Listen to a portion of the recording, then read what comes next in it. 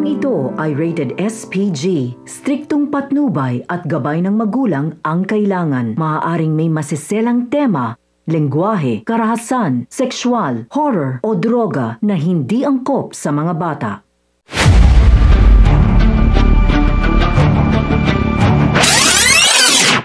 Mga kapamilya, muling babalik si Beng sa Quiapo at dito galit na galit niyang hinarap si Tinding. Ayon nga kay Tinding na bakit niya nagawa kay Noy na ipagtabuyan ito at ipagkaila. Nakakilala niya ito.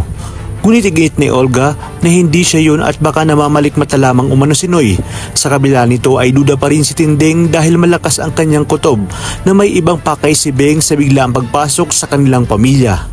Dito nga sinabi ni Olga sa kanyang sarili na mukhang mahirapan siyang mapaniwala itong si Tinding, lalo pa na ang pamilya ni Tanggol umano ang makukuhaan niya ng impormasyon tungkol sa pamilya ni Monique. Habang si Tanggol naman ay may bagong target at ito nga ay ang Red Phoenix na siyang dahilan ng pagkakakulong ni Tanggol at kanyang mga kaibigan. At matapos nilang magtagumpay na napatay si Congressman Sibilya ay mas lalong napabilib si Chief Espinas. Kaya naman hindi na nagdalawang isip si Espinas na tanggapin ang inaalok ni Mr. Salazar na itumba nga ang Red Phoenix dahil alam niyang kayang-kaya ito ni Tanggol. At kitang-kita din ni Bubbles kung gaano kagaling sa pakikipaglaban at dumiskarte itong si Tanggol.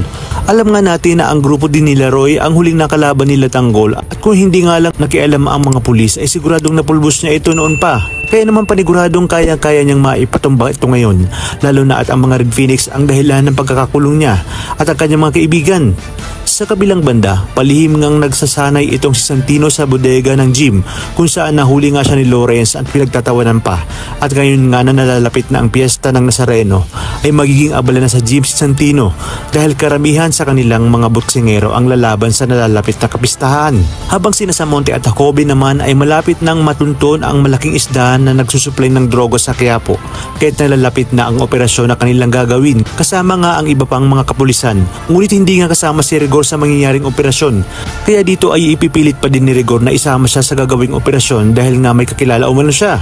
Ngunit hindi nga pumayag sina Samonte at Jacoby lalo na at kanilang misyon umano ito dahil sina Samonte at Jacoby ang nakatransaksyon nila Edwin at mga taga-Tondo at patapos kang sabihin ni Edwin na papatusin niya na ang sinabi ni Nenok na malaking transaksyon ay dito na nga lulusob ang kapulisan laban sa tropang Tondo na di kalaunan ay malalaman ni Ramon na si Edwin pala ang dahilan kung bakit natimbok ng mga parak ang kanilang paggawaan ng droga. Sa kabilang banda, hindi na nga nadala sa pakiusap ni Angkong si Ramon dahil sa laki pa nga ng utang ng mga ito sa kanya at wala naman umano siyang kinikita sa pagpapautang dahil matatandaan nga nating nanakawan si Roy ng napakaraming pera na hindi nga alam ni Ramon na si Tanggol ang may gawa nito. Sa inyong palagay, posible nga kayang si Ramon ang nag-utos kay Mr. Salazar para ipatumba ang Red Phoenix na siya ring inutos ni Mr. Salazar kay Jeff Espinas kung kaya't si Tanggol ang tatapos sa mga ito. Kaya naman mga kapamilya, pagkatutukan natin ang mas kapanapanabig na mga tagpo dito lang sa pambansang teleserye ng Sambayanan, ang FPJ's Batang Quiapo.